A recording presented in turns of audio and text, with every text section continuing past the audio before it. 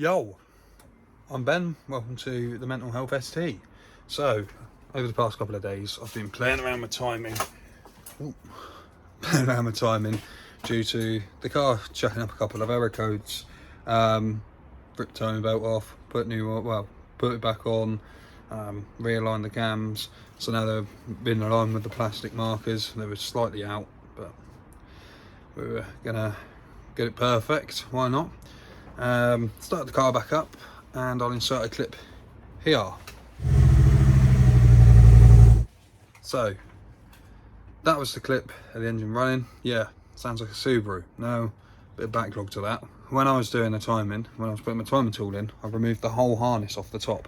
So for the injectors and coil, not the injectors, the coil pack harness, I removed off the top to make sure I could get the timing belt tool in properly. So when removing that, I broke one of the clips on selling the one coil pack. Now I've got some ordered, and I go on Facebook, send some used OE fucking coil packs, and yeah, so they'll be here this week sometime. So I'm going to change one, and I've got another one that isn't OE, so I'm going to change that to a Volvo coil pack. Why not? And for 50 quid you can't really go wrong. They might be used, there's 5, so I need 2. Just to save the bank for the time being. Anyway, gonna fit those and they turn up, but today I'm going to start her back up again and just make sure that if it is running all right. Now the error codes I was getting, I managed to knock one out of the park from that video. I didn't show it in the video, but I obviously scanned it on Forescan again, and P16 had disappeared. Now I was getting P16, P17, and it's P17 that stayed. Now that leads me to believe if it does go away now, when I start it back up later on today when I get the engine back together, bad solenoid. So I'll just have to order a new one of those. I do have another one from the donor engine, so I'm going to try that first and see if that will solve our problems. We can clean it up a little bit, chuck it in, start her up, and see if that clears our issue. Now obviously it is misfiring, so it's probably not best to keep starting. Only going to literally blip it on, let her idle for a second, then turn her off, just so I can get anything on the ECU to flag up. The timing will tell you pretty quickly if it's out, but then it does sometimes start and not tell you at all. So that's what makes me now believe it could be a dodgy solenoid. Bit gutted that I've had to do the work I've done to get to this, but it's all you learn. You live, well, yeah, you learn. As simple as that. So I can diagnose sensors next time instead of diving in the deep end and ripping a cam belt off. Because trust me, it's not fun doing a cam belt on one of these in the car. It's a lot easier when it's on the stand. So I'm going to rip the timing tool off now. Everything's all torqued back up on the cam belt side. Just got to get the covers back on. Just got to do the end caps. So I'll give you an update later on in the video. Well, when I'm back, you'll see it in a sec. But yeah, fingers crossed we're nearer starting. Hopefully I can get it on the back running today, to a certain extent. And then back to its normal health next week. I'm just regretting breaking that plug. So we're out of time again. So just got all of the stuff put back in, engines all timed up, all torqued, so all the settings. Changed the solenoid on the exhaust bank or cam.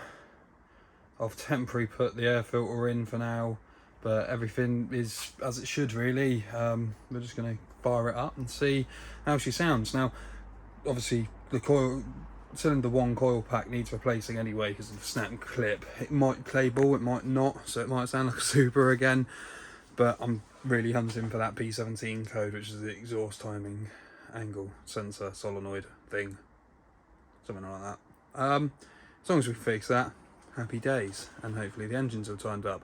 Does the rotations, the tensioner that was giving me some jip is happy now, so yeah, the belt's got tension. I'll show you the engine.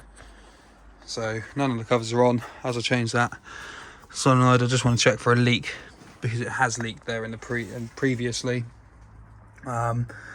This is the coil pack that's given me the jip, so it's just that sensor, the clip.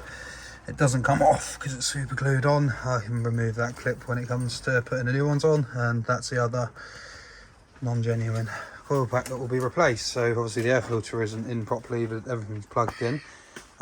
Just need to put the battery on now, and then we'll go inside and start her up.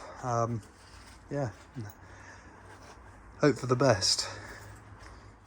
So I've got the Forscan on the computer all plugged in and ready to go, and I'll show you that here. So there's currently no errors, and then for the very nerve-wracking part of starting the car up, trust me, I'm nervous, but anyway, we'll give the key a turn and see how she sounds. I can only imagine she's going to sound like a Subaru if she starts, but yeah, take her out of gear first, that might help. There we go. So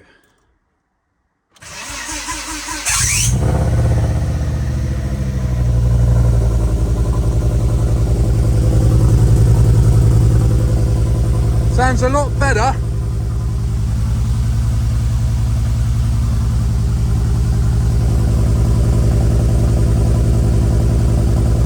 Than it did. Just got to check for errors.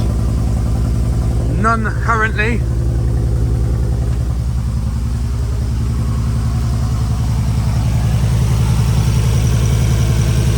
No oil coming from now. I still think she's running rough.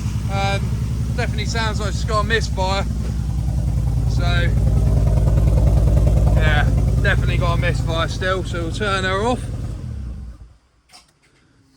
So fingers crossed when them coil packs come in, she's gonna sound a lot better like she did. So just gonna do another fault reading just to see what our startup really gave us. So we got one code, which is air conditioning. The car doesn't have aircon anymore. Scrapped it the other day. So yeah, I think I got about 20 quid for that. Condenser was completely battered, so it wasn't going back in. It definitely wouldn't have held pressure, so all of it combined, just cut all of the rubber out of it, took it down to scrap yard, did a scrap run, just a yearly or 6 month scrap run. Just need to sort out outside. Now it looks a lot tidier, so we can work a lot better and use the space more, basically. But looking at this, so we've got that error code here, which pretty much just is aircon. It won't come up on the dash. Yeah, no more P17 or P0017. Hopefully that solenoid has done the trick, but we won't know until we do the coil packs when they come in and start her up again. But for the time being, we're gonna get everything done in the engine. Sorry, I've got a wobbly hand. So the error code is gone, so we're going to just tidy up the engine bay now and put it all back together, ready for when the coil packs come in this week sometime, and chuck them in and fingers crossed she starts like she used to. And then all I've got to do now is wait for my mate to get those wheels, and then get them off him, chuck them on the car, and we'll put the MOT. So yeah, progression is key. I'm loving it, not gonna lie. So yeah, stick around if you enjoyed the video, which I know it's pretty boring, but it's just one of them things really. It's just the first video, I didn't have anything else to film, to be honest. Yeah, check us a like, comment, subscribe. If you want to stay around for some more, share it around. But yeah, next video will be, fingers crossed, chucking some wheels on, taking it for a drive. Might be some van stuff before. We don't know, we'll see how it goes. But I hope you had a good weekend, hope you have a good start of the year, and I hope you smash 2022. Sound.